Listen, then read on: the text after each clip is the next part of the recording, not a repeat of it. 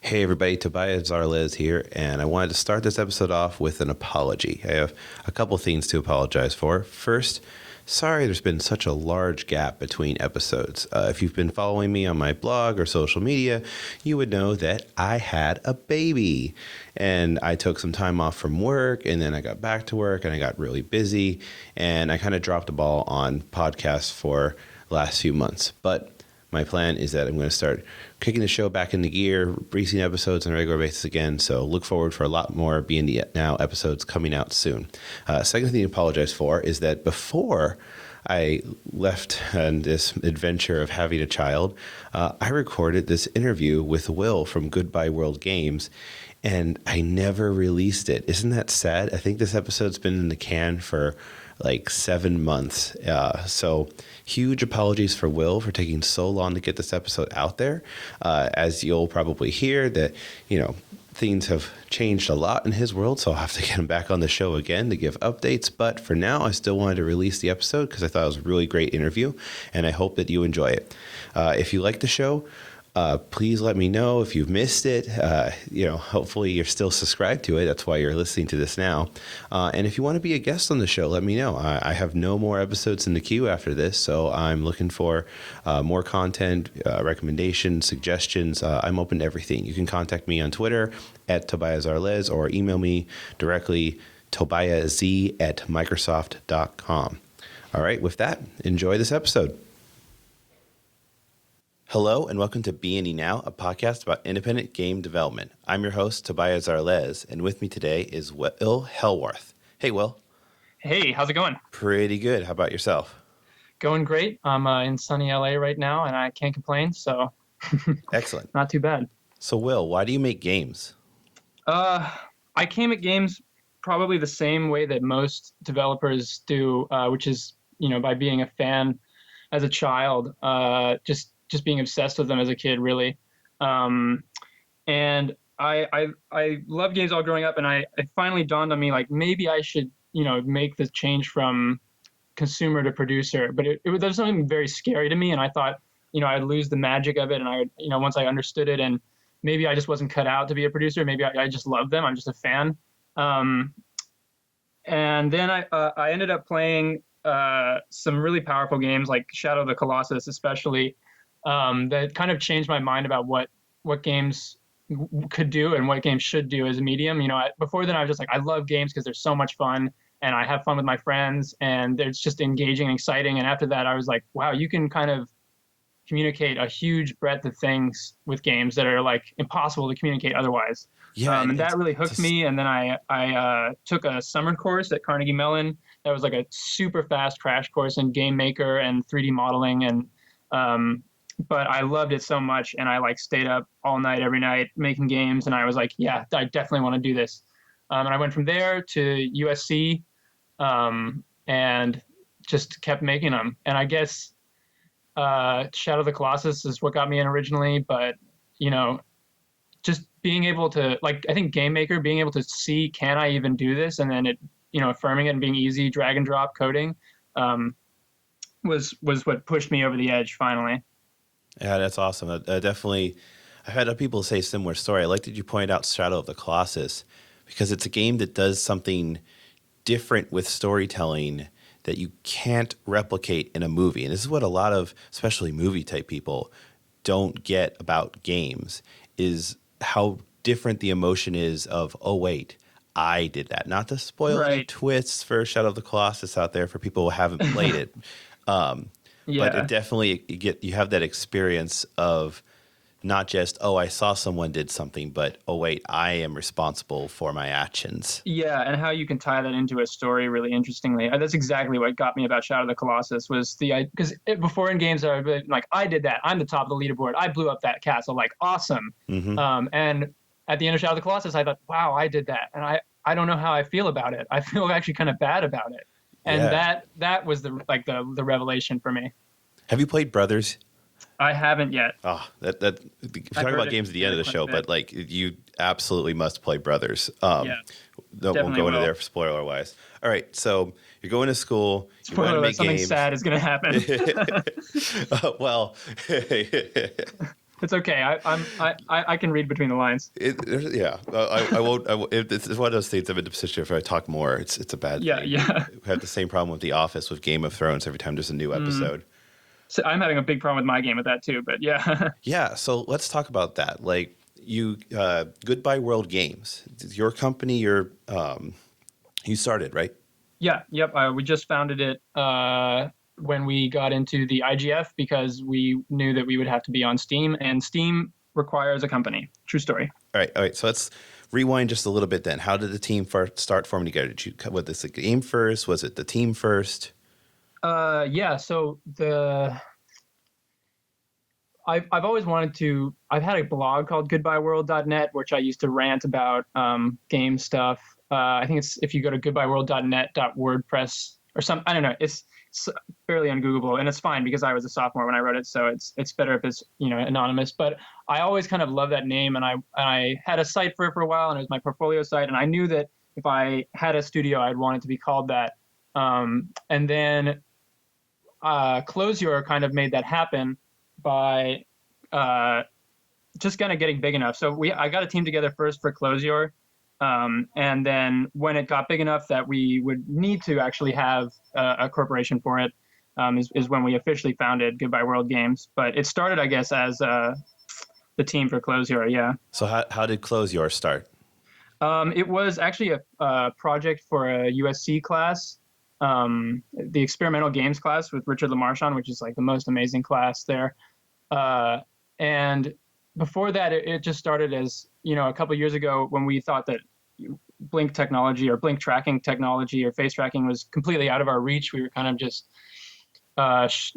discussing design ideas and thinking, what if a game knew when you were sleeping? What if it knew when you were, breathing? What if it knew when you were blinking? And we're kind of trying to pick at which would be interesting. And then blinking really stuck with me when I thought kind of what if you didn't know what was your last blink? Like when you close your eyes, you didn't know if they would open again. Like if you're in a really tense situation like that, like you were about to die.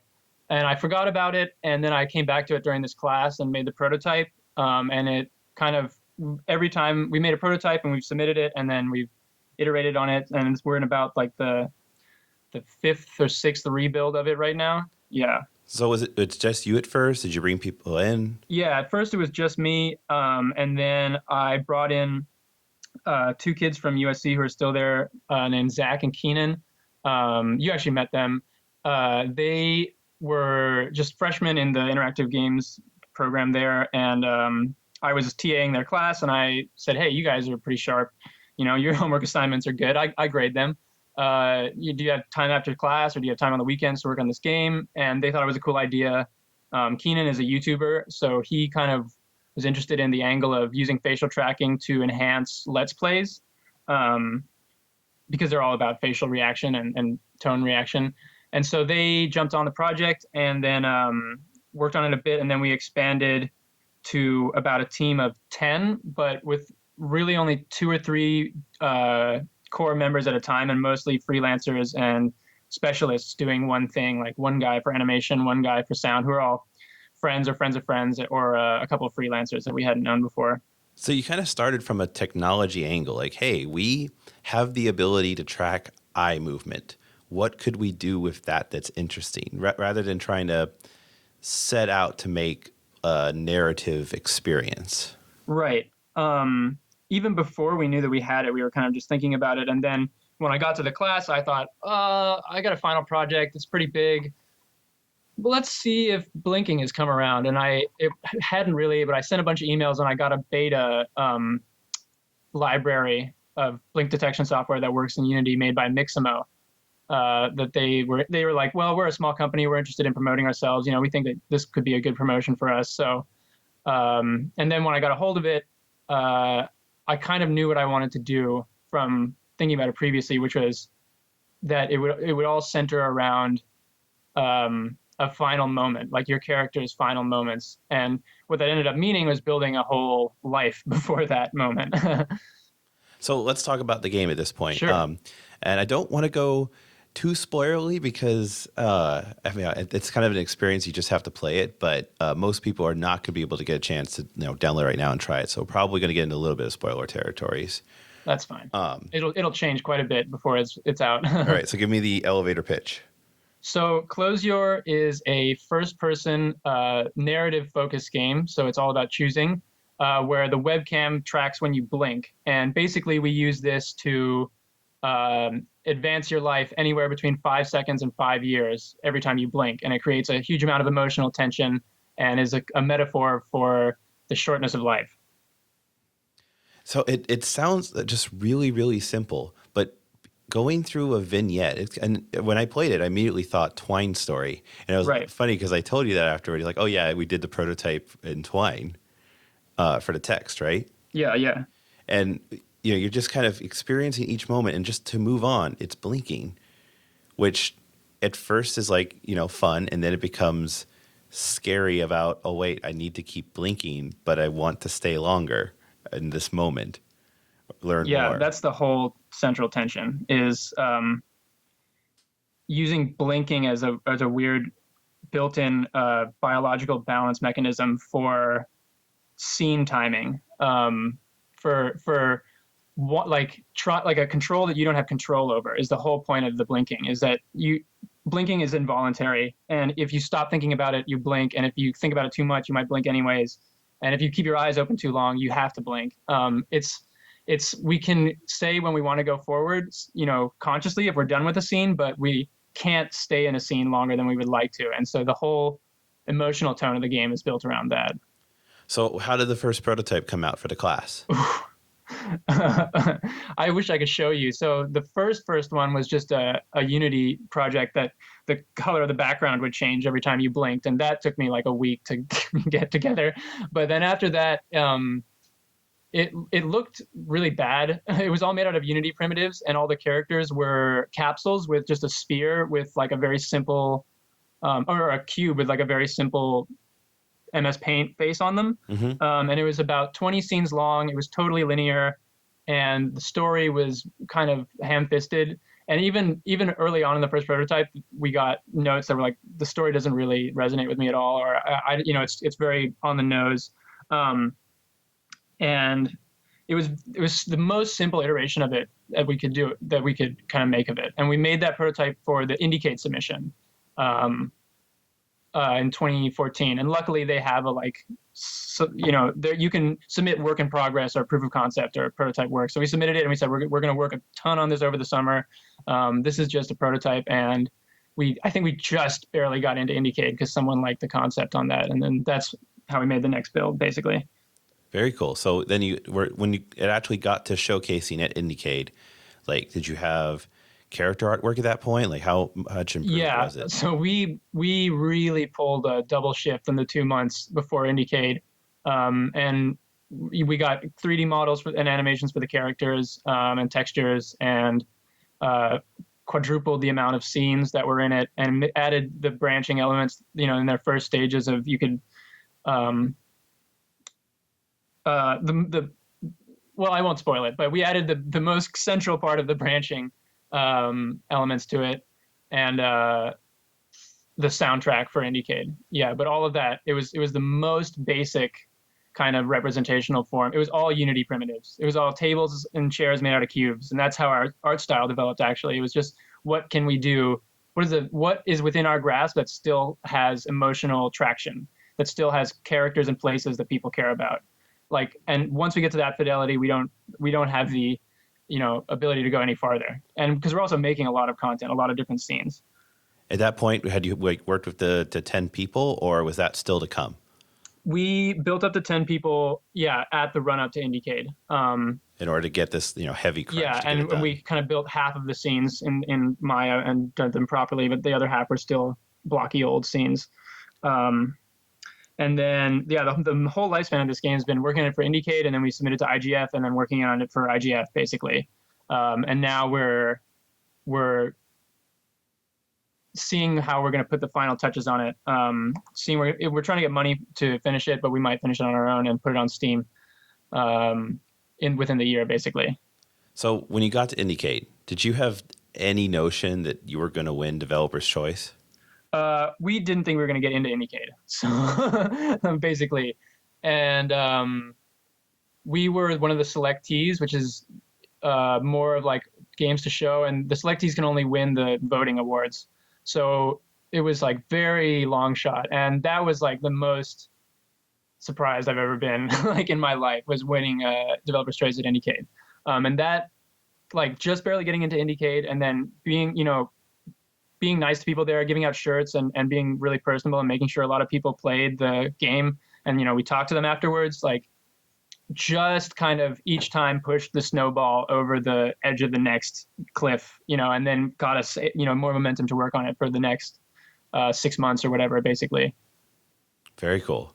So right after IndieCade, now that you're an award-winning game, was that when you're like, okay, we need to go IGF now. We're doing the award circuit. We're working on this. Like, at any point did you think, oh, I'm going to finish up this prototype and start working on the next one? I thought that like in the summer. I'm so ready to start working on the next one. I am actually working on another one just to keep my mind off of it. But we had IGF, we had the award circuit kind of in mind before we submitted to IndieCade. We were like, IndieCade is our earliest deadline, so we'll get it ready for that, and then we'll keep submitting. But there was a period in the summer when we didn't know that we were into IndieCade, where I was just so down on the game, and I was like, it's trash. It's not going to get into IndieCade. It's not going to get into anything else. Once we get the rejection letter from IndieCade, I'm putting it in my archive folder, and I'm working on something else. Well, you got the opposite of that. And then, after IndieCade, it gave us the confidence to keep working on it, keep submitting it, which was what we needed. Very cool. So what changed between IndieCade and IGF? We did another huge rebuild. And I think the reason that this game is like the whole, I don't know, we kind of targeted a game that we knew that we could make, that we knew that was in scope, that was very small at the beginning when it was only 20 scenes or so. And the simplicity of it, it is basically mechanically like a Twine game. You're just clicking on text choices that give you different scenarios and different text choices, that's the whole core of it, which is very easy to iterate on. And I think that one of our big helps was being able to iterate on it. So we made a build for the end of the class, made a build for the IndieCade submission, rebuilt it for IndieCade, and then rebuilt it for the IGF submission, and then rebuilt it for IGF. And each time we rewrote the script and redid all the scenes. We didn't redo all of the art assets, but we redid a lot of them. And the biggest overhaul was between IndieCade and IGF when we were showing at IGF.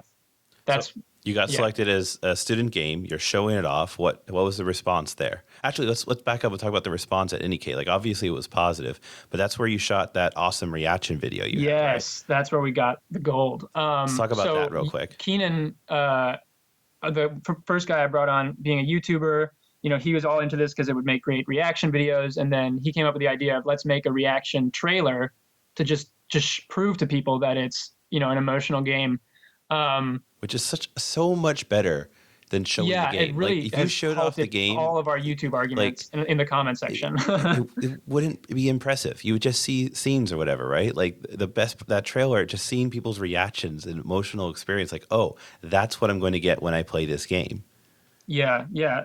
I think that, if we ever get a chance to do another reaction trailer, if it's ever makes sense, we're going to do it. But having people came to IndieCade and they had great reactions. Everyone played the game till the end of it. I thought the game was bad up until IndieCade. I thought that the jurors were kind of, being like, oh, it's weird, so we'll let it in, because that's kind of their mentality. And I was really down on the game until the festival actually started.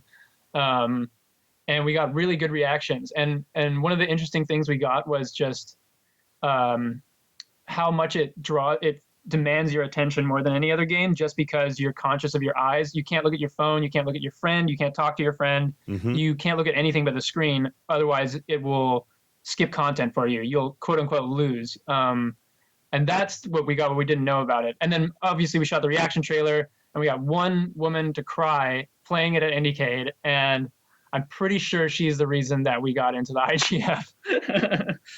Well, I mean, I am not surprised that you've had that, because it is. I'm your target audience. I love story games. Yeah, I love a developer's Twine games. Game, kind of. I don't know if it's necessarily a developer's game, but it is.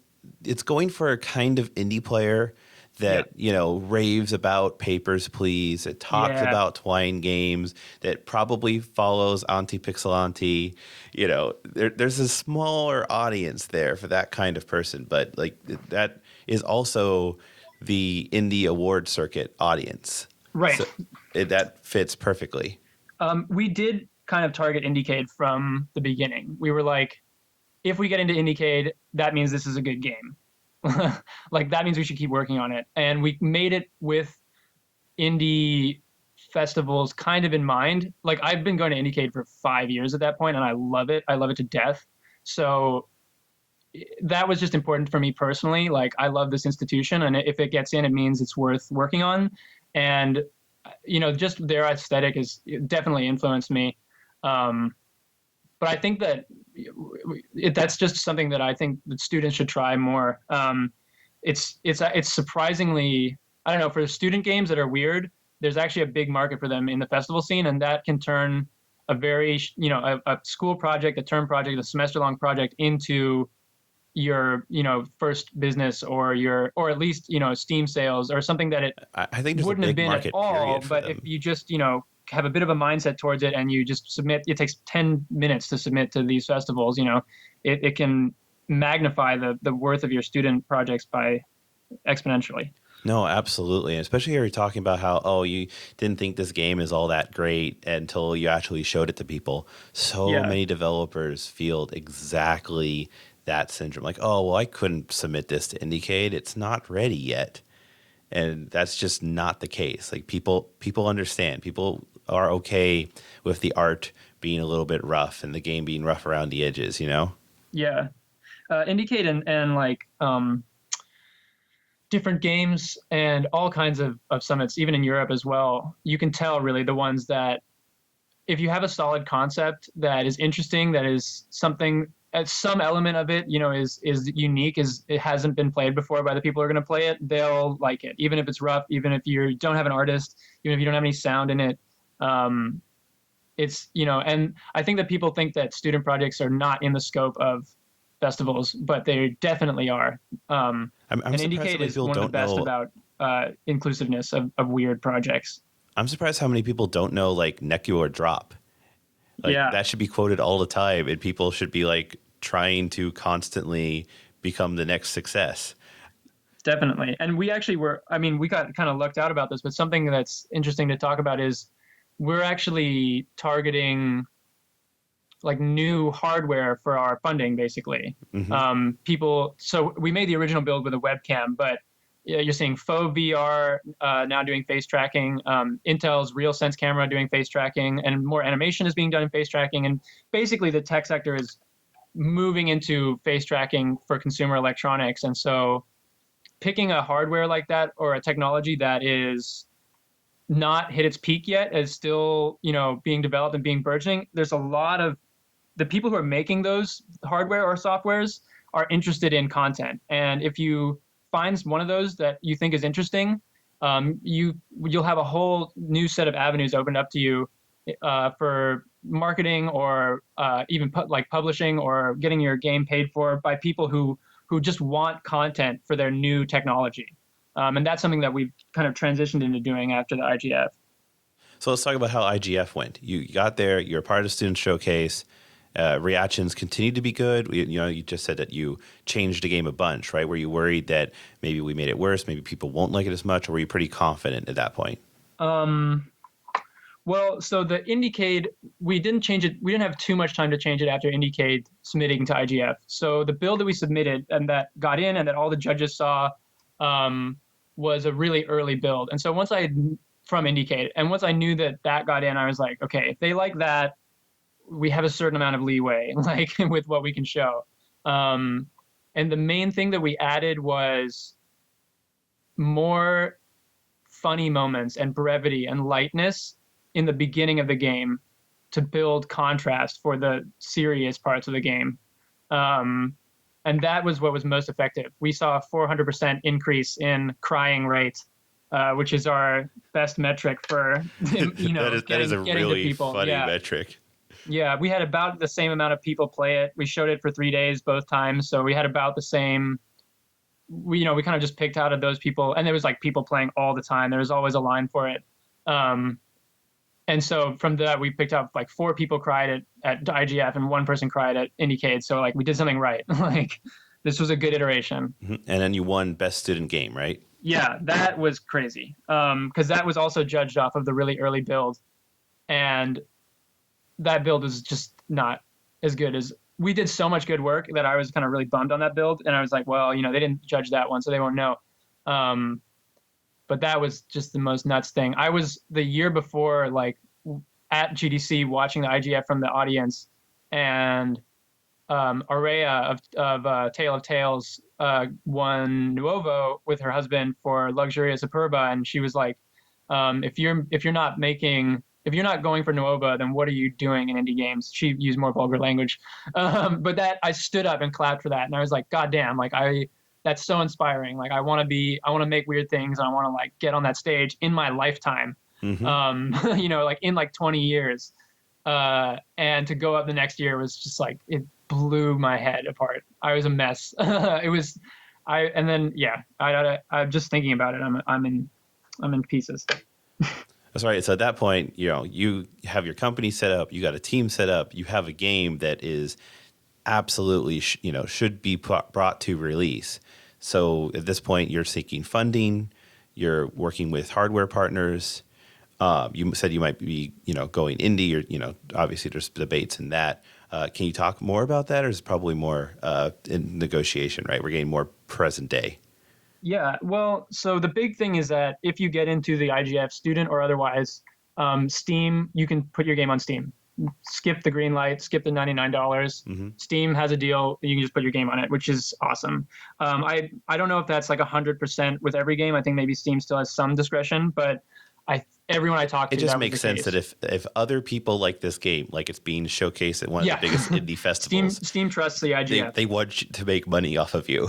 Yeah, exactly. And that was a big point for us, and I think that is another reason that you should apply to festivals. But that was when we for sure knew that we had a good way to sell the game, and that we knew that we were going to sell it. We were just going to do Desura or Humble before then, but it doesn't give you the automatic kind of traction in marketing. And then also at GDC, we had been talking to them before, ever since IndieCade, but we met up with Intel, who's making their RealSense camera, which they're planning to put in their computers, in their laptops, kind of as a webcam, built-in webcam replacement, which is a 3D camera and has a whole facial tracking and all kinds of stuff, library. And so what we're trying right now is we're talking to Intel about making Closure for the RealSense, basically. But there's, even if without them, you're seeing Fauve come out. There's kind of like different opportunities for people who are interested in face tracking or interested in that new hardware. But yeah, that's kind of through the IGF. We met up with someone because we knew that they were head honcho at Intel, and they were giving a talk at GDC, and we just stood outside their talk and said, hey, come play our game. I know about RealSense, and I think you would really like it. And that kind of kicked the whole thing off. Oh, really cool. I like that you had the initiative to just track them down and find them, because that's what they need, is what you were mentioning before. If you have new hardware and you want something that can show it off, that's a perfect match. Yeah. And another just great reason to go to GDC is when they're going to talks or when they have talks, and this is the best time to talk to a lot of people that you would never get to talk to. And I recommend going to GDC for anyone who has the means to.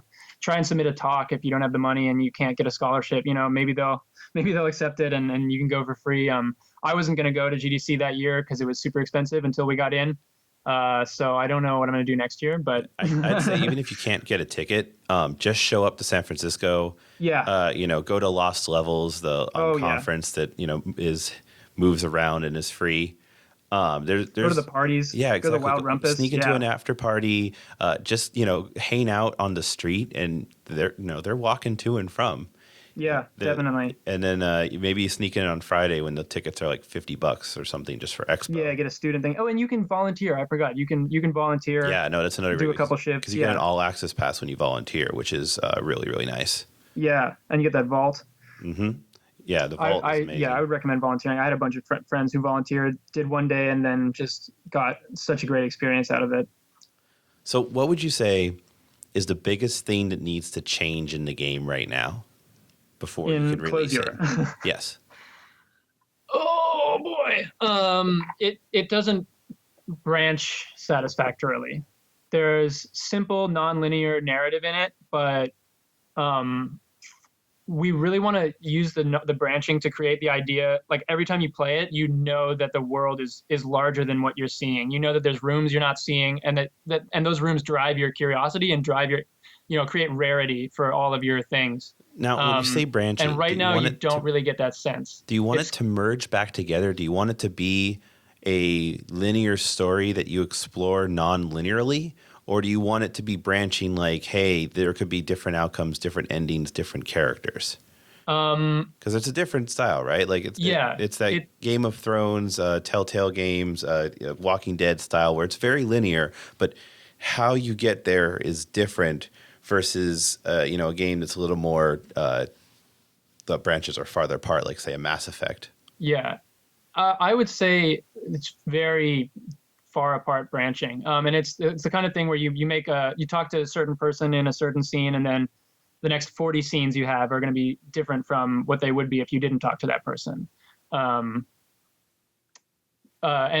it basically branches very, very diversely and then it all comes back to a single shared moment at the end. That is kind of the framing device of the whole thing. But we want to go really as far as we can with branching. One of the most interesting things I saw recently was the multiplayer game on Steam. I think Rust was the one that randomly generates your character's skin color and binds it to your Steam account, yes, so that it's always just that color. And it kicked up a big stir, but I thought it was really interesting. And one of the things we want to do for the branching is random roll your character's gender every playthrough. We right now just have the woman version of that, but that's something that is also a huge amount of work that we want to do. That'll kind of add a layer to every scene. Like we'll have some kind of change because of that. And you also get a lot of difficulty because you're a first-person game, and so people will assume that they're playing themselves, right? So if you get a gender mismatch, there's people who. Some people have an easier time than others, but some people are just like confused if like, wait, I'm what? How does that work? Like you have to have it, beaten over them kind of thing. Yeah, we're trying to write it in that a way that most of the scenes work both ways, but it's difficult, and we have to change some scenes specifically. Our current version of it is a bit of a weird one because the previous iteration was you play as a guy, and then we decided we were going to do the random roll, but we didn't have time to do more than one, so we just did. We said, oh well, let's just do the woman because it'll be more interesting. But a lot of the scenes were the same scenes from the previous iteration, where you're a guy. So it was you. It's hard to pick up on a little bit, but once you do, it wasn't very invasive to the story. It wasn't. We didn't really tackle like gender issues too much or at all, I think, which we want to do obviously as it's coming up. But in our current version, it's actually not obvious that you want to tackle gender roles, right? Like you have a very self-contained story without mixing in gender role politics into it. But we thought that it would probably be fine, and it was okay. I think that the key was just keeping it not too invasive about your specific gender influencing the story, and just being informative and being like, oh, that's interesting that this happened as a guy and that this happened when I was a girl. But you want it to be randomly assigned. You don't want a menu at the start that gives you a choice. Right. My plan is to do like a new game plus. So once you beat it once, you can fiddle with whatever variable you want. For the branching and whatever we randomly roll at the start, because that's just what people want to have. But the core of the game, like just pressing start and letting it all do it for you, and not doing the new game plus, will still be there. Very interesting. It's definitely you're adding a lot of difficulty to it, but you can do it, and that would be a very interesting effect, and definitely help. I think with the or not necessarily help, but it would increase the emotional aspect of the game. Right. The whole thing is not. It's weird because the narrative isn't so much about the beginning, middle, and end of what this person did. in their life. It's just about providing a simulation of a life that is plausible and that has plausible choices in it, that and just that has elements of the player's life in it. That was the most important part to us. Not like the player needs to be an astronaut, they need to save the world in the second act, and they need to kill the alien leader in the third act. Like it was just like we need to construct vignettes one by one so that they have one narrative job, which is get to the player to this one place at the end for the end of the story, but otherwise are just kind of scenes that have very little meaning, anywhere between like they're totally trivial and they're, like your wedding day, but not specifically narratively linked, like you're following a chain of events. They're all somewhat independent of each other. You just kind of appear in them and you have a couple seconds to find out, oh, this is this one aspect of my life. And you can maybe link it together like, oh, I was at the bar and I met this guy and now he's here, but it's not like a traditional story where you're following, what's going to happen next. Yeah, it's funny how you mentioned the wedding is trivial because it's one of the ones that really stood out to me. Oh, that one is the most non-trivial one. Yeah. Yeah, well, it's funny because it's the most non-choice one. It happens in every game, right? Yes. Let's say yes. Well, I guess that's not true. That's actually really interesting. But it's the way you convey that. Like I'll kind of go into it because going to a little bit more spoilers, but I want to talk about these mechanics where you're at a bar and you're talking to someone. You're kind of going through like the early relationship stuff, and then it really just jumps to wedding. And it's like that is someone who's recently got married last year. That really spoke to me as like, oh, that is how life works. Like you don't even expect it where you're going to be a year from now, and in a blink of an eye, your life has already moved on forward. Yeah, that was one of our best scenes, I think. We want to make every transition like that transition. Like we're playing a lot with cinematography because all we have is you have one image and then you blink and then it turns into another image, and you have to synthesize an emotion from comparing them basically. And the wedding, going from the day to the wedding is kind of our target, like our emotional target for our editing and cinematography is like it's an obvious connection between the two unrelated scenes and places basically. All right, so if I gave you the keys to a time machine and you can go back to right when you're in that class, right when you're starting this project, right when you're building that changing color when you blink, what would you tell yourself? Oh man. It was kind of fun to have it be a surprise. I don't know if I would tell myself too much. I would be very cryptic with myself, probably. I'm smart, so just me seeing a time traveler coming back, I'd be like, well, I'm gonna just stop working that hard on this game because clearly it went well. Let's go with the spirit of the question, right? Because you could also be like, oh, here's the lotto ticket numbers, right, for the next few weeks. But what advice would you wish that you knew earlier? What mistakes did you think that, oh, if I only knew this, the project would have turned out better? Yeah. Well, I'll tell you a boring answer while I think of a good one, which is we just hacked a bunch of shit together in the code that was not sustainable for working on a group project. And it was just really, really kind of like, well, we just need to finish it for this deadline coding. And I would say like, just spend one afternoon making it look pretty, and it will save you another hour or half hour every day for the next every day you work on it, because it's you're not confused by it. I just did that with a game I'm working on today. I literally refactored a game today because I learned that lesson, and I was like, I'm not going to let it get hacky. We're just kind of finishing the prototype of it, and we're moving into the real game. And I was like, no, we're redoing all the code so it's clean, and then we can work in a group with it. That caused no end of problems. And it was bringing people onto the group who you're not paying, like in a student game. If they can't engage with it, if they don't get it easily, if they can't read the code, it's going to cut into their motivation to work on it, which is all you have. It's the only reason that they would work on it. And it's the most unimportant seeming work that turns out being really important is just keeping the project and the code manageable for people to even like work on as a group or work on like read easily. And it's not hacky. It's all kind of functions are well contained, and you're using good, computer science theories. And then Man, I don't know. Maybe I would just say it's better than you think it is. Like you kind of That's just need not to hear boring that. advice at all. Like a lot of people, they don't refactor their code ever. They move on to the next game project when it gets so bad. Yeah. Yeah. I would say if you've got a prototype that you really like and you kind of spend a week or so hacking it and it's all hacky and it turns out good, if you want to make a game out of that, start from fresh or like redo the code, unless you're like already really good at code. I'm kind of sloppy when I'm doing prototypes. I'm just trying to get something to work. And then I accidentally keep that. That's a student, No, and lesson there. I subscribe to that. Release early and often, hack together Yeah. and put it out there and see what happens. And Yeah. that's what you have to do as a good indie business. We're not talking AAA here. You're not, wasting some millions of dollars per prototype. But Yeah. if you're spending a month on a project to see what will happen with it, yeah, hack it together. But then if it's good, build it up for the future.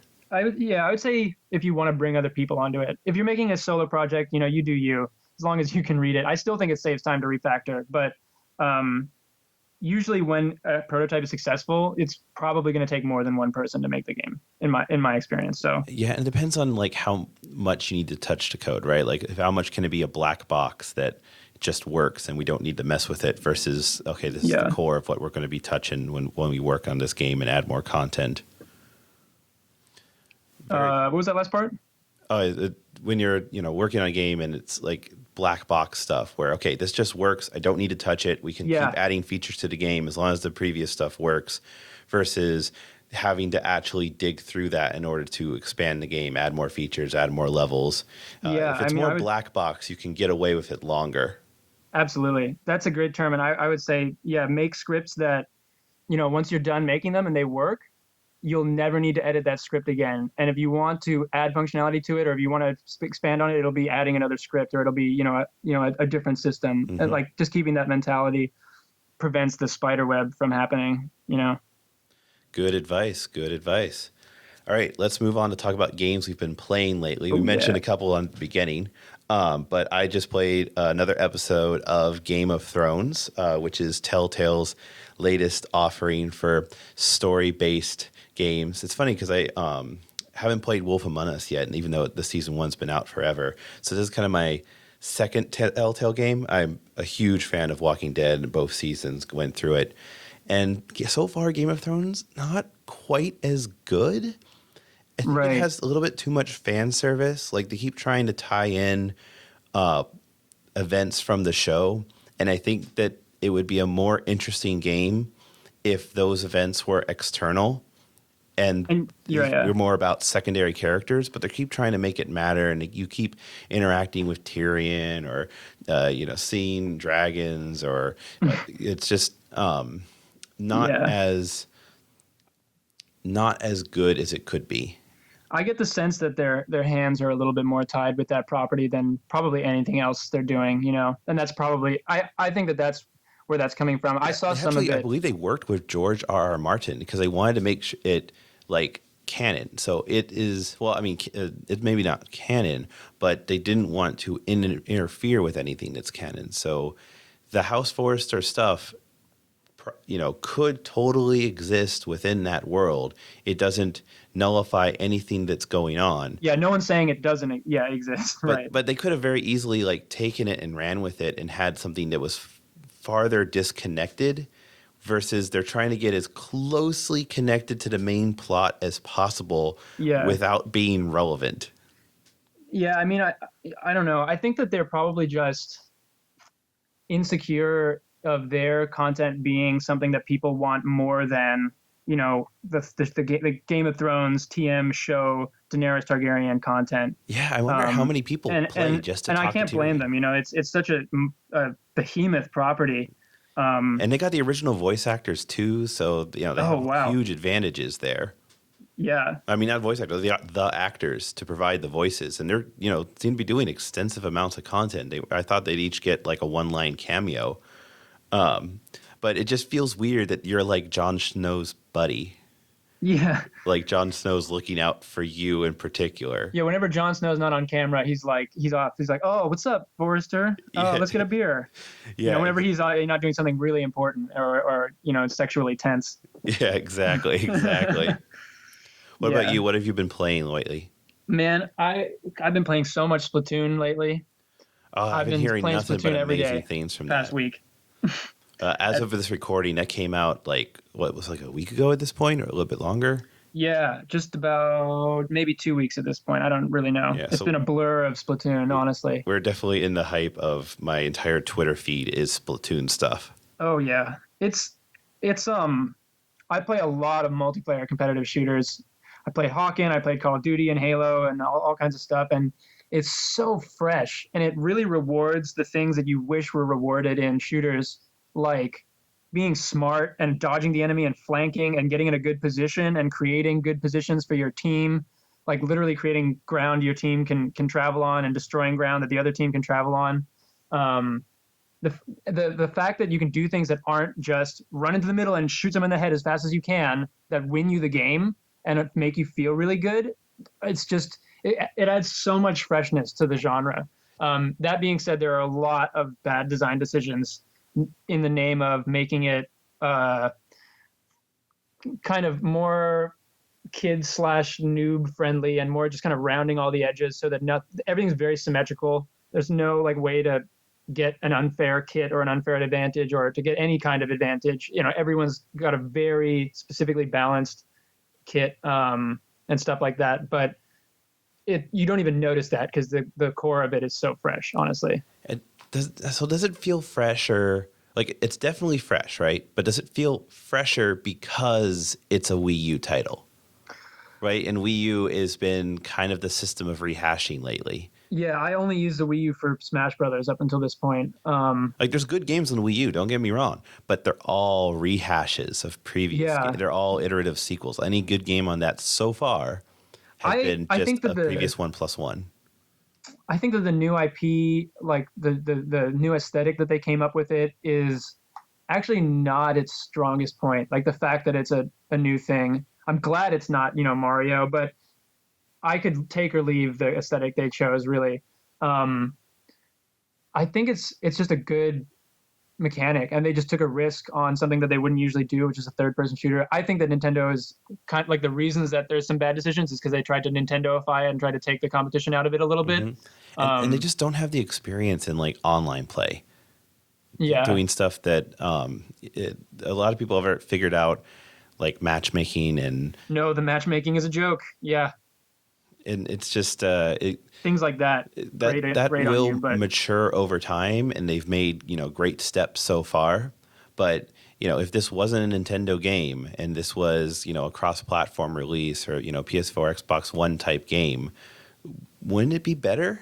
I think so. Yeah, I would really like it on PC, to be honest with you. There's a lot of like they have the mini map on the Wii pad, and it's actually harder to see than if the mini map was on the screen, and just things like that where they kind of they had this great idea, and then they were like, okay, we need to make sure that it doesn't upset anyone, and and that's what was the worst part about it, I think.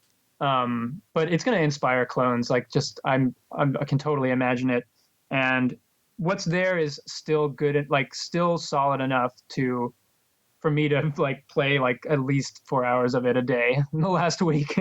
Do you use the joystick controls or do you do the tilt stuff? Oh man, they allow you to do tilt stuff, but it makes me barf. I hate it so much. I do the joystick controls, and the auto aim is bad, but all these things I still am hooked on it. And I think one of the reasons is all the games are really really close, and they're really you can always make a difference in your game, and even if you lose, losing is really hard. It's high highs and low lows, but it's 3 minute length game, so it's not any huge commitment. But yeah, like most games are like it's all about covering turf, and it's usually like 47% to like 50% or something like that. Um, and sometimes they get down to just what you do in the last 10 seconds wins or loses you the game, and every round just builds that tension really well, and that emotion is like not present in you play 10 rounds of Call of Duty to get one round that feels like that basically, and this does it every round. Oh, very cool. You made a good argument. I think it's going to be the next Wii U game I purchase. Definitely. All right. So if you want to find more about the show, past episodes, show notes, stuff like that, you can go to beindynow.com. If you like the show, you should start telling friends about that. I'm going to start, promoting it to you guys that, we need to spread it around. Let other developers know about this. They might also be interested in a game devy interview type show. And if you want to find more about me, you can go to my blog, tobiahz.com. Where can we find more about Close Your? You can go to closeyour.com. Haha, we got that. And it's got all the media on it that you could want. And look out for a release on Steam, late 2015, early 2016 for Close Your. That's what we're thinking. Excellent. Thank you, Will, for being on the show. Thank you so much for having me. And for everyone else out there, go out and make some games.